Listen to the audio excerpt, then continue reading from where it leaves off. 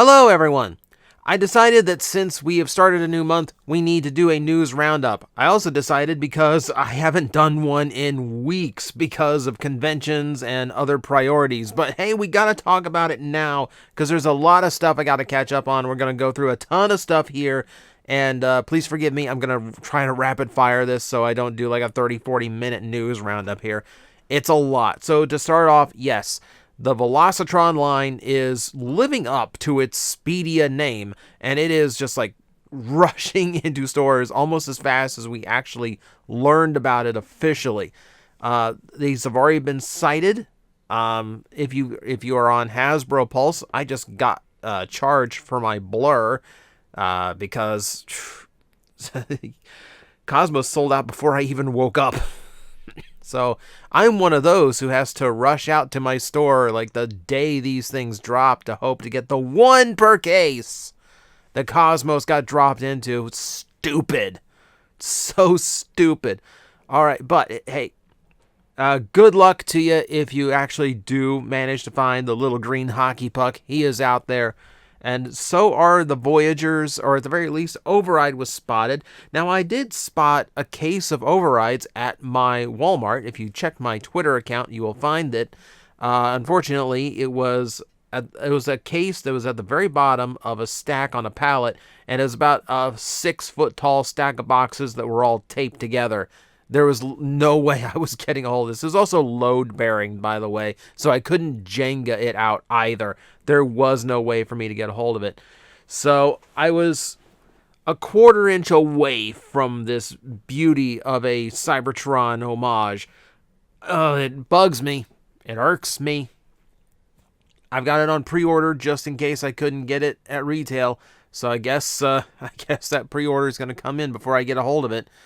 But hey, that's not necessarily a bad thing. As long as I get a hold of it eventually, I'm good. And then if they could actually, make more Cosmos, I'll be fine. But yeah, these are out in the wild. Keep an eye out. They are street dated, so your Walmart might not have them out yet, but keep an eye out. I know Target is supposed to have a big toy reset where Motormaster and Metroplex are dropping if your store carries them toys that big. I don't know if that includes Wave 2, because Wave 2 just got spotted in the UK, so who knows at this point.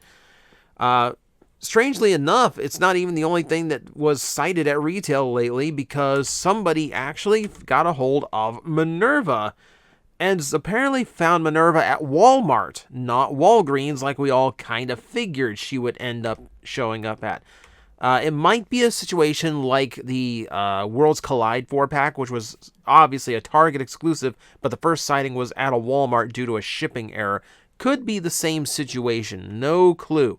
But it is marked. Like that pink mark does tell you that it is like designated for a specific release day, or release week rather. Who knows? I can't imagine Walmart taking in another exclusive on top of the Legacy repaint Kingdom Wave, on top of the Velocitron figures, on top of the Beast Wars reissues.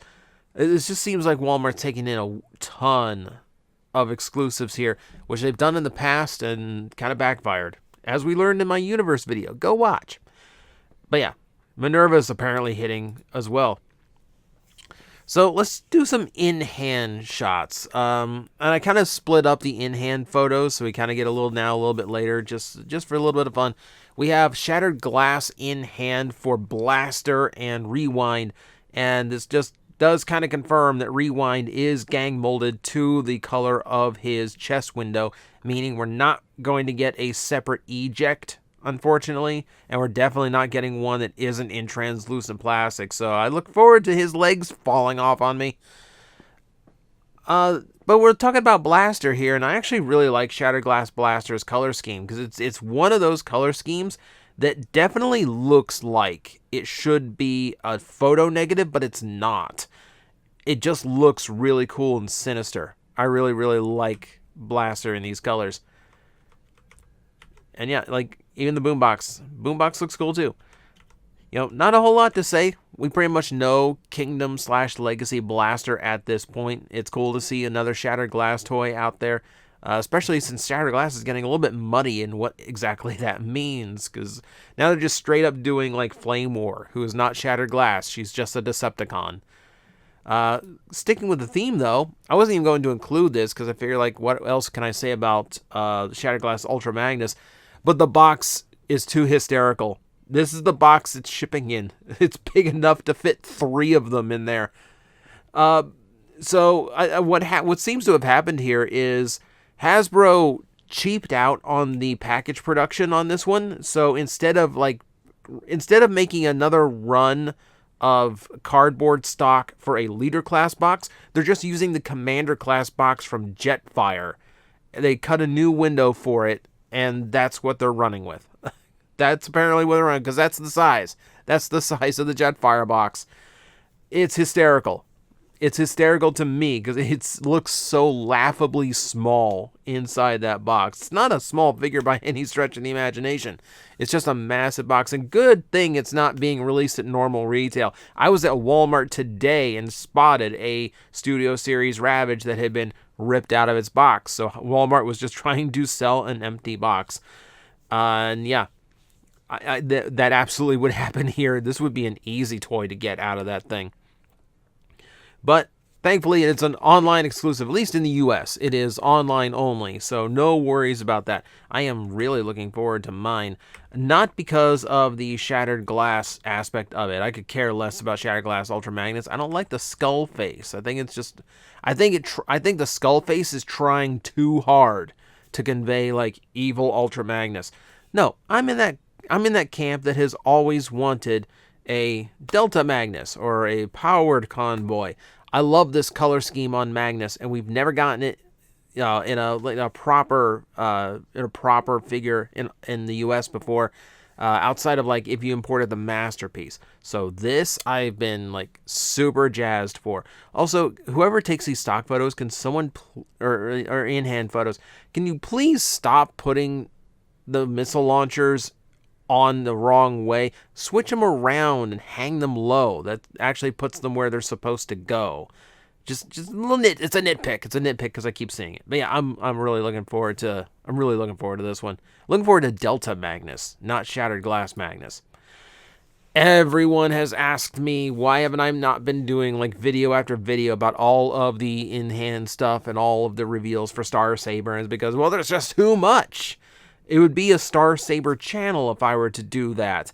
But we'll do this because there's someone who actually has one in hand right now, and it wasn't me, Hasbro.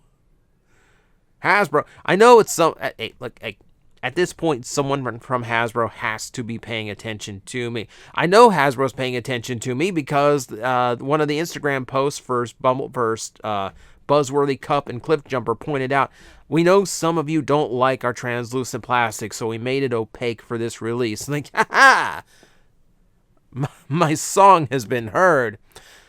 Why didn't I get one of these early? Why didn't my pre-order get filled early so I could do one of these like super early review things? Because, hey, you're hard-pressed to find a Star Saber fanboy in the US bigger than me. That's all I'm saying. But yeah, this thing looks phenomenal. In hand, I really like the proportions on him, even in the Victory Saber mode. The detailing and the paint all look really good. The box art is amazing. So you already know Star Saber is my favorite Japanese G1 character.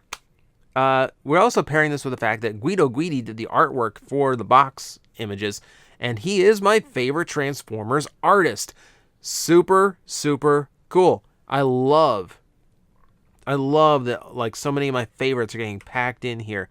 Really like this metallic red. Really, really cool looking. Love the reversible sleeve, so I can have different styles of boxes. Very cool. Holly and Fire. Let's be honest, Fire is along for the ride because it's gang molded with that other mold. But hey, we got Holly in here too. Good. Got the shield. Got the big guns. Got the stand. Got everything. Oh, I'm so excited for this release. I am so excited to get my hands on it. I can't wait for the WTF at TFW episode where we all got our Star Sabers in and we can all just round table like how cool it is. Or just me and Aaron can gloat because we in the US got it faster than Vangelis did coming in from crossing the border to Canada. All right. Let's go into some masterpiece news for now. We got a prototype shot at an event in I believe Hong Kong, showing off Masterpiece Trailbreaker. And everyone pointed out to me how much translucent plastic he is using for all those windows and how many times it became hinges in this toy. And yes, there's a lot of spots on him that are very like suspect, especially like the top hinge on the vehicle mode's canopy. This camper. It hurts. Oh, it hurts. Also, he doesn't look as good in this shot as he did in the original photos. There's something weird about like how small his legs look in this shot, and the fact that he doesn't have his weapons by his head also looks like super awkward. Like this shot of him is like downselling him to me, which is not what you want to do. But still, I'm gonna support my boy. I gotta get him. Another masterpiece coming up. Getsui now has another in-hand shot. So this is again same event, showing off the next train bot. Yep, train looks fine. The robot looks like a bunch of panels, which I guess that is just how the engineering is going to work on all the masterpiece train bots. I guess it's fine. As long as it works in the end, right? Like, that's all I'm really concerned with. Is it going to work? And, like, for how expensive this is going to be and for how long it's taking for all of the collectors who are accumulating the train bots to actually see the final product, I hope it all works and it's all worth it. Speaking of, where did I put it? Yeah, let's go ahead and jump over to a magazine shot that actually shows the block, like the simple prototype for Raiden in his combined mode, basically proof of concept, before they put in all the different tech greeble. And yeah, at least the combination seems like it's going to work. It does look off in the proportions to me. Like the upper body looks way too big for the lower body, or the pelvis looks way too small somewhere in that area. It's a little bit weird. Also, I do not get what these gigantic chunks of nothing are that are by his feet. I do not know what that is or where it came from. It almost seems like excess junk from one of the trains that just forms extra guns or something. I'm admittedly completely unfamiliar with how the original train bots were engineered, because I never experienced the toy or got good looks at it. But that seems, I don't know.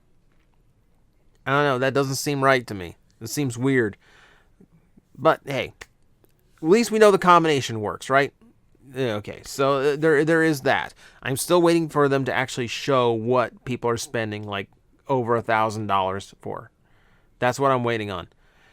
More masterpiece stuff. We got more in-hand shots of Cliffjumper, which is becoming more and more weird to see. We found out about this toy before we even knew about Jetfire and Trailbreaker's release. It seemed like ready to go then, and now here it is again, and it looks production ready. Like, aside from just like the tampograph on there to designate that it is like a prototype run, it looks like it's ready to go. So you just kind of wonder what went wrong. Like, what's going on here? Is it a licensing issue? Is it a QC issue? We have no idea. But it seems complete and ready to go. It can actually fit Spike in the seats, which is a really great touch. These shots actually focused a lot on the change of engineering between Bumblebee and Cliffjumper. One point in particular I liked, where it seems like he has better quality, like thicker tabs to hold everything together on the side of the vehicle, which is good. And the other part I liked was that shot right there, just showing how much they managed to reduce the backpack from Bumblebee. It's a much cleaner figure this time around. This is still way too shell focused for me. It's not really my taste in engineering. It doesn't suit my fancy, and I'm trying not to get many masterpieces. He says with 2 pre-ordered right now. I don't need a masterpiece Cliffjumper in my life, though I will admit it came together better than I expected it to. Still, like, super curious, like, what is going on with this figure, and why is Takara not announced it yet? It's strange. We have more masterpiece news.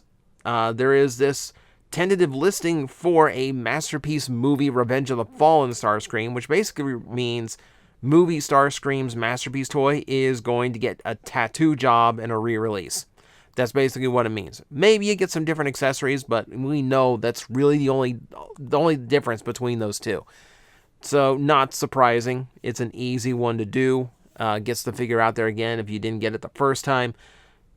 Yeah, like right now this is like a rumor, but these images, these come up pretty often when a new one is, ready to go. So if this becomes real, not a shock at all. Yeah, it's just a tattooed Starscream. Moving on, let's do a few more sightings and in-hands that people have come up with. So someone actually stumbled into a Classic Heroes Megatron. Classic Heroes team is what's replaced Rescue Bots as just this super small, simple figures, basically like the preschool Transformers, the Fisher-Price audience, essentially. This is one of, I believe the listing said that there's only been 2 villains done in the Rescue Heroes, Rescue Bots, whatever line, period. And this is the first time we've ever gotten a Megatron. Weird. But it doesn't operate like normal Transformers where you get heroes and villains fighting off all the time. This is literally just them throwing the biggest bad in there and hoping kids want to play with it. He does get a drill tank alt mode, which is a little bit different than typical. It does mean he's not wielding a giant gun, which I think is the whole point here. But Megatron is one of those interesting characters in that he's had so many different alt modes because his original alt mode is completely impossible to do now. So it's always fun to see that there are even more alt modes being added to his ever-growing list of things he transforms into. Yeah, it's a cute little figure. Harmless enough. Okay. I want everyone to put their hatred of Wheelie aside for just a second, and let's just all universally agree that this Studio Series Core Class Wheelie looks really, really good. For what it is, it's just a core class, so let's keep in mind there are going to be downsides to this, and when you see the vehicle mode shot, you will see the downside, but let's just admit that this is a fantastic looking Wheelie. Alright? And until he gets like the small size deluxe release that all of the other mini-bots seem to get at some point, this is going to be the best one that we're ever going to see. Now, the vehicle mode, again, does look quite good. It's got the right lines. It's got the dome going onto it. It looks pretty spot on. It's the hand sticking out the back that's kind of the distraction. That's an unfortunate side effect of the price point. I'm choosing to just give that a pass because everything else on it looks so nice. Yeah, I'm being merciful here. Let's put it that way. I'm being merciful because this does still look really, really good. For its small size, it's accomplishing some really cool things, including the fact that the head ends up right where it does in the original G1 toy, underneath the canopy of the vehicle mode. That's a super cool touch. I love that they managed to make Wheelie so good looking in the robot mode, and at that size and so well articulated, and it still features that little Easter egg. It's a super nice engineering design, and it comes with a slingshot. Perfect thing to do. And yeah, you can see next to Titan's Return, yeah, it's like a no-brainer. It's like night and day how different the two are. So really looking forward to this one, actually. I figured this is the bot that they intended to make when they did the leader class Grimlock, and it was supposed to be an actual like fully realized Wheelie toy in with them until the budget came calling. So nice to see that it actually made it out there. All right, so let's go on to another one that super excites me. The photos are potato quality, but you can see that we have Wave 2 Velocitron Crasher.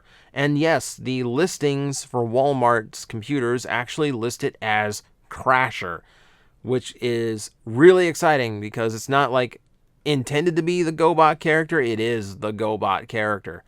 And like I said, of any GoBot that should be brought up in modern Transformers and presented as a recurring character, it should be Crasher. And I feel like she should always be the de facto Mirage remold. And that is exactly what she is here. Though technically not a remold. She is a straight up repaint because she is using the toy head version of Mirage. She's using the Earth mode version of the vehicle mode, looking really, really good. Of course, it's not the Dome Racer that she is in the original toy line, the original GoBot toy line. We have to make some sacrifices here. I think this is an okay alternative. She's definitely sporting a lot of design elements from the Classics Crasher / movie Fracture toy. And that's not a bad thing. I like the interpretation that Transformers has for her. Now, if we go to the robot mode, we should have a close-up shot of the head. Yeah, and you can see it's definitely just a pink and black version of the toy Mirage head. I don't like this horizontal divide and down step to the rest of her face. That looks a little bit weird, and I really feel like this is a missed opportunity. Let's keep in mind, Hasbro owns the rights to GoBots and their likenesses, but not the likenesses of the toys because those were licensed from Bandai and the Machine Robo line, which means they couldn't make a Classics character based on the GoBot toys, but they own the visual representation of Crasher from the cartoon. They could remold this head to have Crasher's face, or at least a closer approximation to it. Here, it's a simple repaint. What can you do? I wish it was a proper head, but I do like that they've tried. Like, they've got the domino mask on her, which is like, one of those, at least an approximation of it. So at least you have like the right details going on the head, even if we don't get like a full like new head for it. But yeah, always happy to see Crasher back. Really looking forward to this one. And like, it does, like, when you see her next to the other girl bots, you can definitely tell like it's got that wide shoulder stockiness to her that like works for Crasher. So I am looking forward to this one. Out of Velocitron Wave 2 that we know of so far, this is the one I'm most excited for. Alright, so this is the back end of the video, and this is basically all FlameToys, because they announced a ton of stuff. Right when I thought like FlameToys had been quiet, and we might see the end of their model kit line for Transformers, nope, we're gonna hit you full force here. The biggest one is, for me anyway, is Gil Thor. So, if you don't know, Gil Thor is a character from the original G1 Transformers manga. It was a creation of the Quintessons that combined the schematic of Optimus Prime with more detailing from Megatron to create this twisted hybrid between the two. To battle both Rodimus Prime and Galvatron. And if this wasn't twisted enough, it's being powered by the soul of Starscream. So now, like, even more, like this is a really demented character, and it's never had a toy before. It's so obscure. It's two chapters of the manga. That's it, and that's the entire existence, and like, it's almost never appeared anywhere else since. So the fact that it's actually a thing, I think, is super, super cool. And it's such a left field choice for FlameToys to go with. It's so cool. So cool. And you know, like, it's such a unique figure. They're not going to get another use out of this one. They're not going to get a retooling or anything. So really gutsy on their part. I love it. I love it. They also showed off, they started showing off their model for Beast Megatron. Absolutely demented version of the Beast Wars character. Really, really do like this one too. I like how primal it looks. Like it's got more tech details with like the fusion cannon for the left arm. He's got no hands now. Like he has no way of manipulating anything. It's just all weapons all the time now. But it does look super, super cool. We actually got a little bit more of that, which we'll see as we go on. The next big announcement was that their RC model is now complete and ready to solicit. Yeah, so they went super anime with the design again. They went like super broken up bodysuit type, the same way they did with Windblade. And yeah, FlameToys, yeah. I really like the model kits they do when they're designed based on something else. When they come up with their own designs, it's a little bit weird. And then when they do the female designs, and it's just obvious that like they really have an audience they want to aim those at, and I'm not comfortable with that because it's so out of character, and it just feels really like, I don't know, like it feels dirty. It feels dirty to like, because a lot, like it looks like a nice kit. Like it's not a bad design. That's what I'm saying. Like I don't mind that. Like that pose, which is like boob and butt at the same time. That pose. I don't know. This is just tasteless. This is just like, it's so demeaning to RC. Like I hate this. I just absolutely hate this. Yeah, and of course, like I had to point out, like she's wearing a thong for no reason. I don't know. I can't. I like. The design is fine, but I don't want to support it based on how they're marketing it. Like it's the marketing disgusts me. It's fine if you like it. I'm not saying it's wrong if you like it. And that's what I'm saying. Enjoy what you enjoy. It's not for me. It's not for me. And I really think there's like, I don't know, there's a lot of objectification here that I don't like.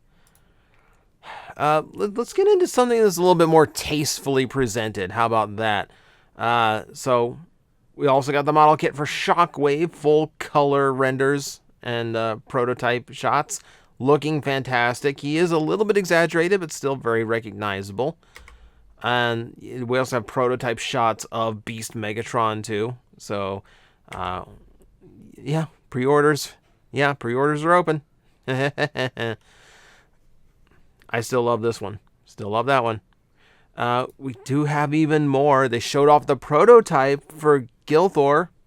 And along with Gil Thor and the physical prototype for Megatron, we also have the prototype for G1 Megatron, who is actually looking pretty standard for all the like exaggerated Optimus Primes they did. The attack mode one, the IDW one. This one is just a complement to their G1 model. Little bit of exaggeration, but for the most part, it's just the G1 character. So he looks fine. Looks pretty good, if we're being honest here.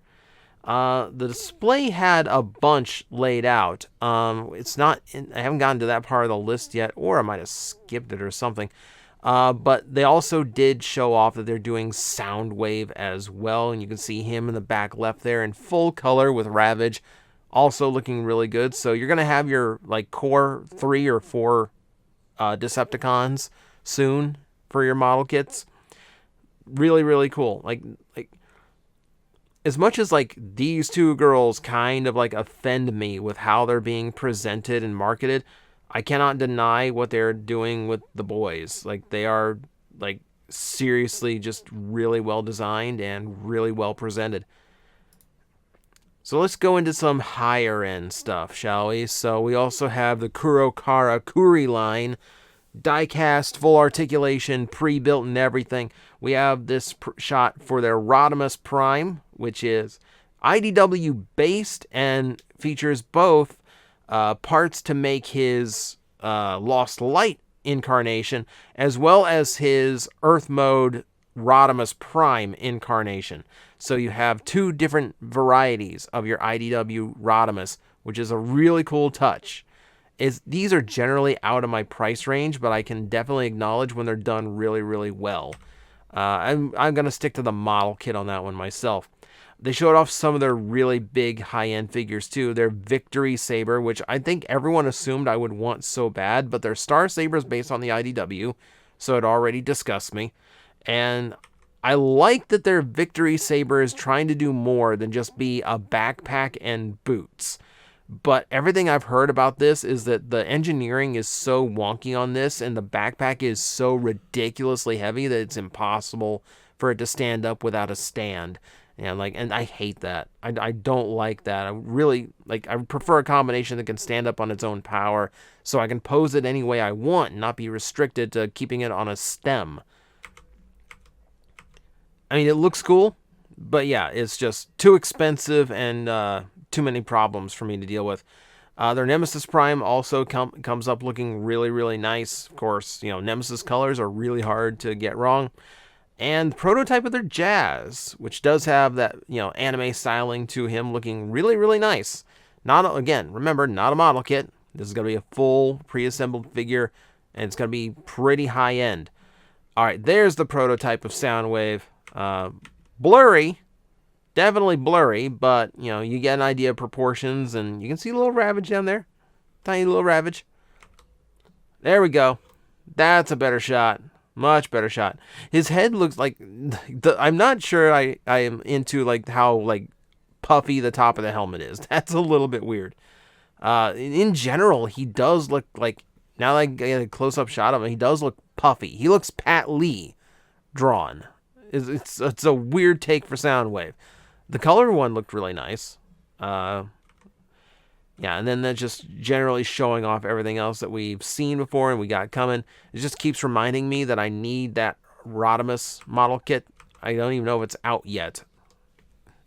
But, yeah, more offerings, super cool. And this wasn't even it.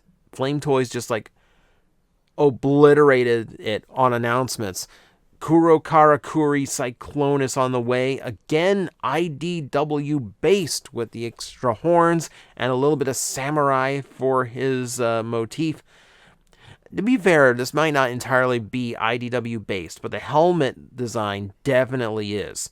The samurai swords gives him a really cool touch. That samurai flavor in this design is really interesting. What's super interesting is the fact that it comes with his Combiner War gun from Silverbolt for no reason whatsoever.